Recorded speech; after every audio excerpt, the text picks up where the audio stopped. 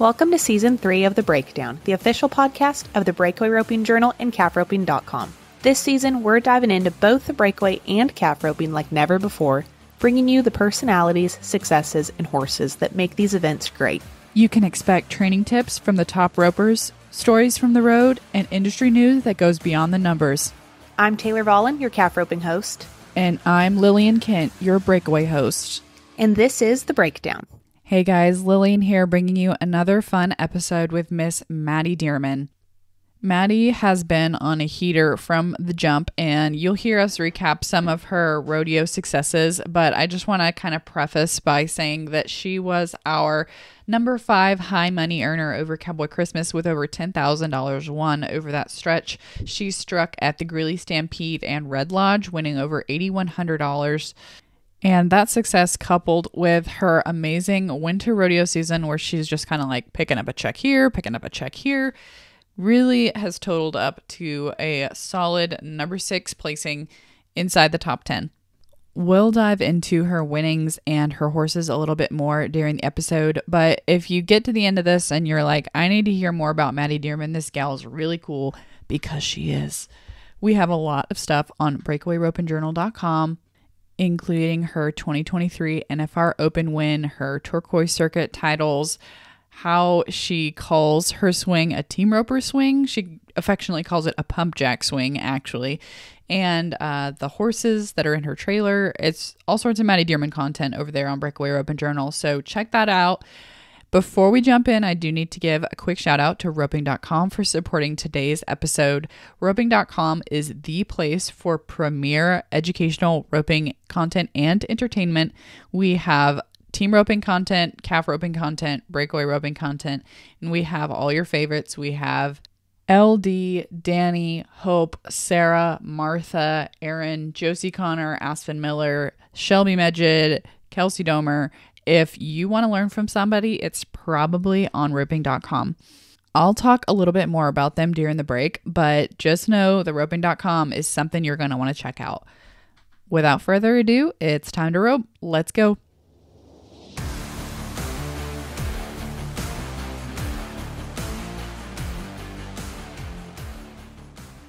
Well, good morning, Maddy. Thanks for taking some time out of your drive to Spanish Fork to talk on the breakdown this morning. Hey, Lillian. Thanks for having me. I got nothing else to do on the drive. Right? You're probably digging into maybe some podcasts. What are the tunes on the shuffle?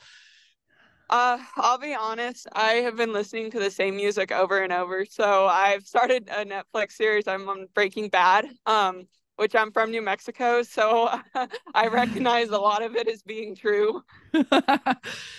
It's very ironic. I feel like Breaking Bad came out like 10 years ago. Like that's like you're a little behind the curve there. I haven't seen it either though. I know. I remember my parents watching it when I was young, and I was like, oh, surely none of that is true. Growing up and seeing the real world. Yep, it's true. Oh man. Okay. So let's talk about rodeo. The whole reason we're here. Starting off, you had a really solid winter rodeo season. And then coming into the summer, you kind of just started picking up chicks and hadn't stopped. For somebody who hasn't been paying like the closest attention to standings, could you kind of give us a little rundown of what your years look like so far? Yeah, I won a lot of my money in the winter. I hit it San Antonio, Fort Worth, and Houston. And so I believe between kind of the winter rodeos and when the late spring rodeo started, I was sitting second in the world. And I missed out on going to California and some of those early summer, late spring rodeos because I was finishing up my thesis and I was really focused on school. But then I got to pick back up starting at Window Rock, Arizona. And since then, I've placed pretty much everywhere I've been. I've been lucky, been catching and getting good calves and making use of my opportunities and just winning a little bit here and there. And I'm sitting 6th right now. Sitting 6th with $59,000 won. How does that compare to the amount of money you've won in previous years? That's a whole lot more than previous years. I think last year, this time, I had just won the NFR Open. So I had 14,001. Oh my gosh. So, yeah. I remember last year there was like this tiny, tiny little chance that you were going to make it into the 15th hole, and we were all watching with bated breath. Like, is Maddie going to pull it off? Because you had to win like Puyallup and Sioux Falls. It was like this crazy shot, but we were so pumped for you. And then it didn't pan out, but this year you've come out swinging. Yeah, I mean, it's a crazy feeling. Last year, I didn't know I was going to be in this position this year. I really had no plans of trying to make the breakaway finals, and it's really kind of a crazy concept that wow, I might be in Las Vegas this December. I Kind know. of like a little girl's dream coming true. I remember when I was in middle school, teachers would always ask you like, "What's your goal? What's a goal that you have?" And I wrote one of mine down on paper was that I wanted to be the first girl to make the NFR heading. But now here I am in the breakaway with a chance. Yeah. Well, maybe one day you could still try to get some head and stuff done. That'd be pretty freaking cool. Willow That would Wilson be. is making it back at Cheyenne in the head. Yeah, yeah, I saw that. I've also heard announcer say she's the only woman to ever make the finals there as well, which is pretty dang cool. Yeah. Okay. So winter was awesome. Picked back up at Window Rock. That was a circuit rodeo for you, wasn't it? Yep, it was. Okay. I actually didn't do any good at Window Rock. I top knotted there, but that was the first one I left home for. So, Oh, okay. And in your trailer, Whopper, the bay gelding, who you won the yep. NFR Open, and then Bebop, your sorrel gelding with the bald face that is a Uh-huh. little on the younger side and is your now fiance hauled for Mhm. you last year. Yep. And then I also have Yeller, which is my 17-year-old Old Faithful. I've roped on him since I was in seventh grade. Well, you can't beat that. Um, Uh-uh. so you rode Whopper a lot in the winter, but I've been seeing you ride Bebop a lot here recently. Yeah, so I rode Whopper up until what was the last one I rode him at? Cody. And actually, after Cody, I made Greeley short round. I headed back down to Greeley from Cody, and I got to spend a couple days at my mom's house in northern New Mexico and let the horses rest there. And we gave Whopper a vaccine, thinking he'd have enough time off to, handle the vaccine and rest and everything. But I got to Prescott with him, and he started acting really sick and he just ended up being too sick to ride. So I didn't get to ride him at Calgary or Sheridan or the NFR Open. And to be honest with you, that week, starting at Calgary, going to Sheridan in the NFR Open, that was an off week for me. I was able to get Bebop in the trailer, but I hadn't been riding Bebop all summer. And Whopper, I have so much confidence in myself on Whopper, and Whopper is my fast horse setup, so he would have been my Calgary horse.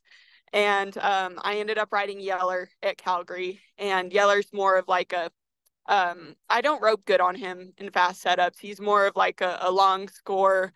See him out there, and he's just so like true in his stop that it's hard for me to be fast on him. And so I didn't do very good at Calgary on Yeller. And I feel like that week was my off week because I was just so worried about Whopper that he was going to be okay. And I did get back on Bebop that week because of that. Bebop did good for me, but there's my little aside of why I have Bebop in my trailer now, just waiting on Whopper to get better. Okay, how's he doing now? He's good.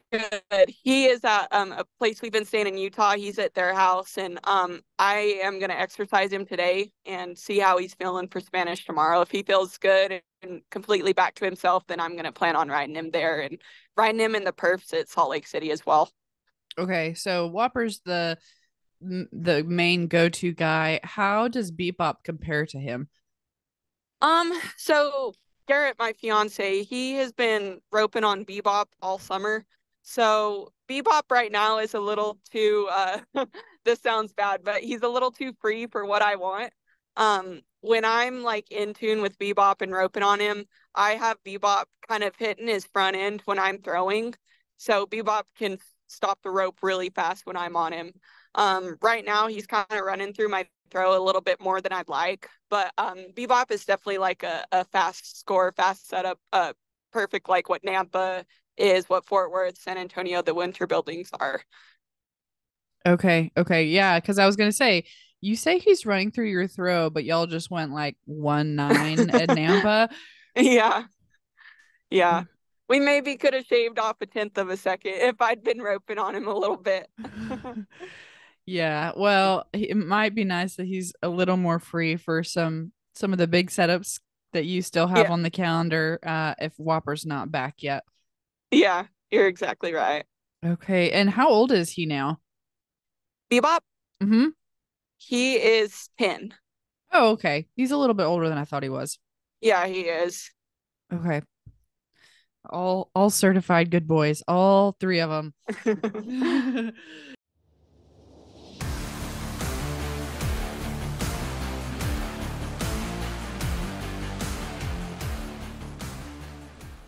Okay, we're going to take a quick break from this episode to talk to you about roping.com.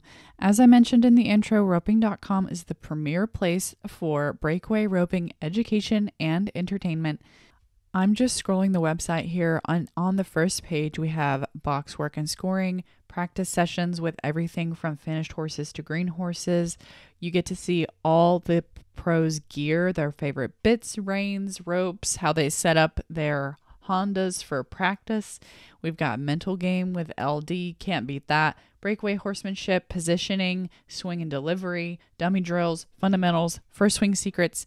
I could go on and on. That's just the first page on the breakaway roping section of roping.com. So if you haven't checked out roping.com, I don't know where you've been. You've been under a rock or something. We got a 3-day free trial. You can check it out, see if it's for you, dig into all the content. And if you've got a calf roper or team roper in your life, there's plenty on there for them to dig into as well. We do a ton of live streams on roping.com, and then we also release footage from rodeo video, including the Mo Bettas, Spicer Grips, and Wildfires.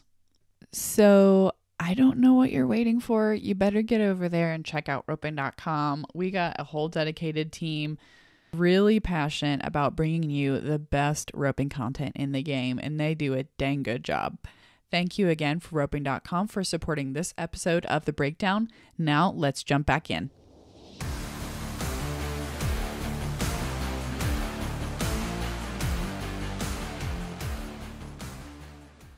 Okay, They are. so talk to me about your perspective as you got rolling on the summer and you see Mhm. your name kind of just trickle up like one hole, and now you're sixth, which is insane. Uh, what is going through your mind as you're seeing that happen? Well, a part of me is like, wow, I've placed a lot of places and I've won a lot of money. And it feels like I've stayed in the sixth spot for a long time. Um, I'm sitting right behind Josie Connor right now, and oh my gosh, Josie is winning everywhere she goes. And it seems like all of the girls above me are just winning everywhere you go. And so I guess I'm getting this perspective that like sitting in the standings isn't about winning every single rodeo you go to. It's more so about placing and being consistent everywhere you go. That is so interesting because, like you said, it to us, we're like, wow, they're doing it. They're in these standings. They're winning money. Like to me, I'm seeing it with this like kind of upwards trend. But to you, it's like you're almost treading water because everybody's winning, everybody's doing good, and you're like, I'm staying with them. I'm in the pack, like Yeah. literally just like clawing for position, basically. Yeah. And I've kind of had to make some adjustments because of it. Like Salt Lake City, the first two rounds, I was at the beginning, and luckily I was able to make a good run on my calf, and I had a time. And then the rest of the first round, I saw that it kind of fell apart. Like there were a lot of misses, and it was clearly going to be a situation where if you make it back, you're probably just going to have two caught, nothing fast or nothing fancy. And so I kind of adjusted for that accordingly on my second run rather than like push the barrier and go out and try to win the round. I just caught, I just wanted to make it back to the qualifying rounds. I didn't try to win anything. So I guess you can kind of apply that elsewhere. Like rather than go take a risk and try to win something, maybe it's a little smarter to place and put yourself in a better position for the next round. I know, and it's so hard because everything's so fast because you're like, if I just rope safe and rope smart, where am I going to end up in the money? Yeah. Yeah. And it's so tough nowadays. Like Salinas, I roped at Salinas on the 19th, and it was my first time roping there, and it was new for me and new for Yeller. We came out of the head box and I let the calf out way too far, and Yeller didn't quite leave off my hand. Like there was a little hesitation when we left the box, and so I roped him pretty far down the arena. I was 5'7", and I was like, oh, that'll be good for the second round. As long as I make a good run on my second cap, surely I'll make it back. I didn't even make the performance with that 5'7". I wrote my second one right after in 4'9", and I was like maybe five or so out of the short round. Like it, sometimes you can play it safe, but other times you got to be on it. It's tough. I don't envy y'all having to make those calls, literally day to day, these judgment decisions on how you're going to rope. And sometimes you just have to turn your brain off and don't even think about it. Yeah. Yeah, I agree with you. Sometimes I wrote best when I'm not thinking about it. Just keep the natural element in there. Well, you're headed Yeah. back to Salt Lake to rope on Tuesday, and this episode will be going out on Wednesday. So we're gonna send future Maddy all the good vibes and the good energy. Yeah. um, what have been some of like the favorite memories and like cool interactions or just cool things you've seen out on the road that you could maybe share for some of us at home? Yeah. I think my favorite thing is just getting to see so much beautiful country being up north. And when we do get downtime, we have time to go, explore it. Like this is one of my favorite memories so far this summer. Uh Taylor Munsell and I headed up to Big Fork, Montana together. It was just a little duck off rodeo on our way to Calgary. And we got there pretty late. We pulled into the rodeo grounds about like 6 o'clock or so, and the performance started at 7:30. And Breakaway was second event, so it's going to be pretty quick.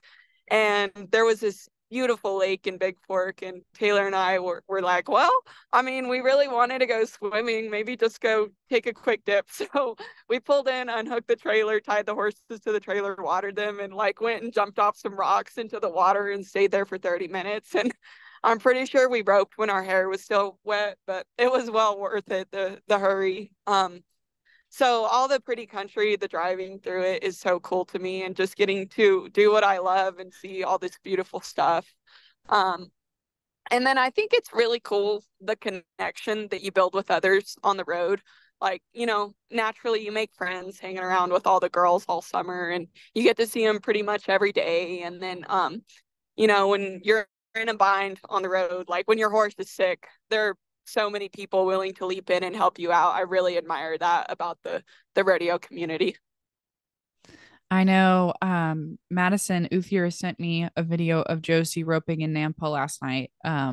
Woke up to a text from her in a video and this big long paragraph about how she and Josie were planning on riding Rooster at Nampa, but then when she got hurt at Salt Lake, that Madeline Richards still stepped in and took Rooster up to Nampa for Josie.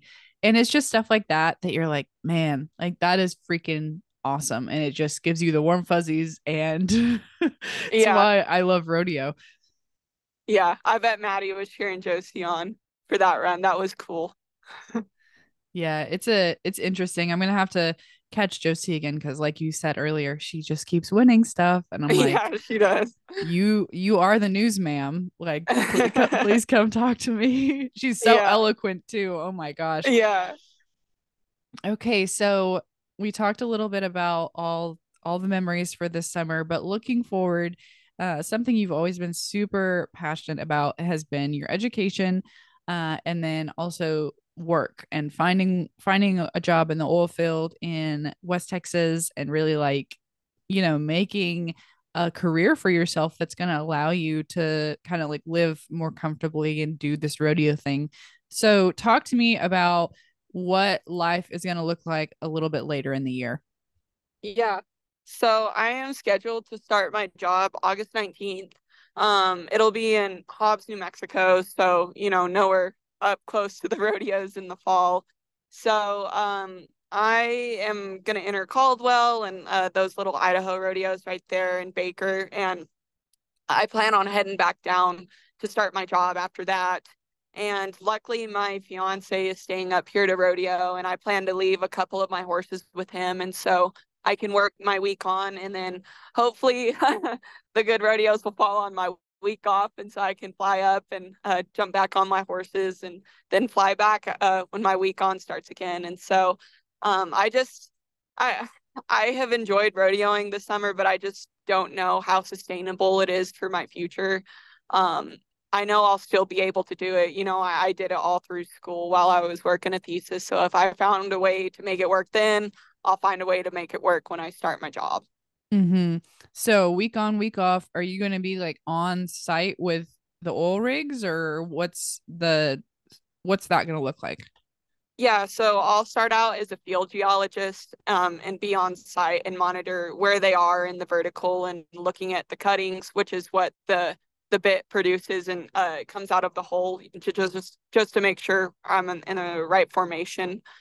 So that'll be most of my duties, and that's basically not what I'm hired on as to do.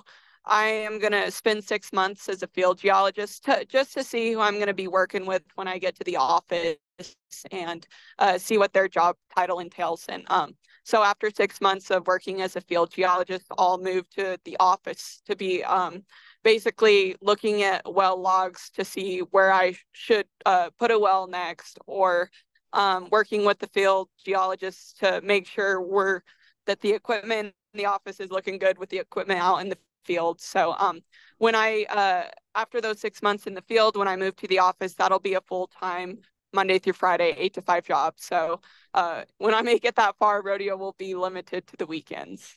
Okay. Okay. And you said it's in New Mexico. What company is it that you're with? Muber and Oil. So Okay. the first 6 months is in Hobbs, New Mexico, but after that, when I move to the office, I'll be in Midland. I'll be a Texan then. Okay. Okay. Well, I'm really glad that Garrett's going to be out there for these kind of the end of this rodeo season. What has his rodeo season looked like this far?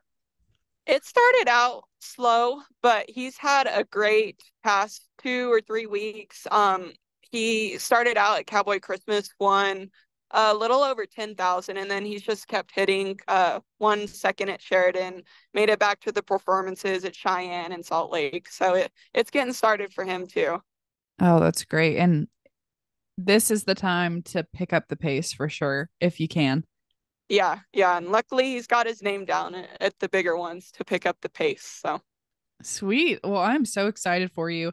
I forgot to ask this earlier. Are you hauling with anybody this summer, or are you kind of lone wolfing it? no, I started out with Shay Schaefer.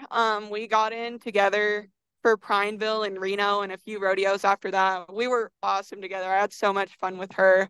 But it just ended up working out where she wanted to go a couple different places than I did, and she wanted to enter a little bit less than what I did. I'm really trying to put my name down since I'm supposed to go home in a little bit. Mm-hmm. So we split up because of that, and then I was in with Taylor Munsell just for a little bit for Mm-hmm. us to go to Calgary, Big Fork, Sheridan, and Colorado Springs together. And I was by myself basically from Cheyenne to Salinas, or not Salinas, Salt Lake City. And then I think I'm able to stay in with Garrett, my fiance, for the rest of the summer. It looks like our schedules kind of fit up a little bit more. Okay. Yeah. We need to get that buddy system really ironed out so we can make that even Yes, easier for you guys. yes, please put that at the top of the list because I am tired of trying to trade. Oh, yeah, I bet. Yeah, I feel like that topic always comes up in the podcasts I do, the buddy system. yeah, yeah. And then that's a whole nother beast is just entering in itself. I've learned so much about entering. like kind of the circles that you need to make and what you do or don't do on your preferences. Like, I'll be honest with you, before I started rodeoing this summer, I don't even know if I use the little options on under preferences, like the or, release, dash out, things like that. So Everyone use the preferences. yeah. Yeah, I mean, that could be like an entire series within itself, but I feel like it would go over a lot of people's heads, including mine, let's be real. Yeah. Um, but it'd probably be super helpful for some other people. Just get y'all to like rattle off the circles and the kind of the strategies, because there's so many strategies. And I feel like Breakaway is finally kind of picking up some methods of entering that like the team ropers and stuff have had for such a long time, and how the team ropers and the barrel racers will enter different circuits just to make things easier for them. Yeah. Yeah. Yeah, it's definitely something that's still over my head, and sometimes I feel like I'm still blindly going and entering. I still have a lot to learn. Like, some of the guys that have been doing it for a while, they are so smart about entering. It's like a whole different game other than swinging your rope. Yes, it's a logistics nightmare. Yeah. Because then there's like the little small rodeos that you like maybe can sneak off to, which really, can you sneak off to anything nowadays? But Yeah, no kidding. you tell yourself you can. Yeah. I will talk to Garrett about entering, my fiance, sometimes, and he's like, "Oh, well, there's this little duck off rodeo right here that you can sneak off to. It's literally on the way from point A to point B, or it's like 10 minutes from the rodeo you're gonna be at." And I wouldn't know that, because when you write your schedules, you write the ones first that are that far in advance to enter for, or at least I do anyways. So I rely on things like that, like people that have done it before me, to let me know if there's something else easy that I can hit. I remember in college, there was like this book of, maybe I shouldn't be saying this. There was this book of old tests from previous professors, or the previous classes rather. And because the professor recycled questions really bad. And it was like this big thing to get this binder that Yeah. had all the old tests. And that's essentially what y'all are doing is Well, if you find a big binder full of the rodeo cheat sheets, will you call me first? I can put you at the top of the list. Yeah. Yeah, is great. Okay, well, best of luck to you, and we will be catching you the next time you win. Thanks, Lillian. Okay, I will let you go. Drive safe. All right, sounds good. Bye. Bye. Another great interview with Miss Maddy Deerman, talking about all things ProRodeo.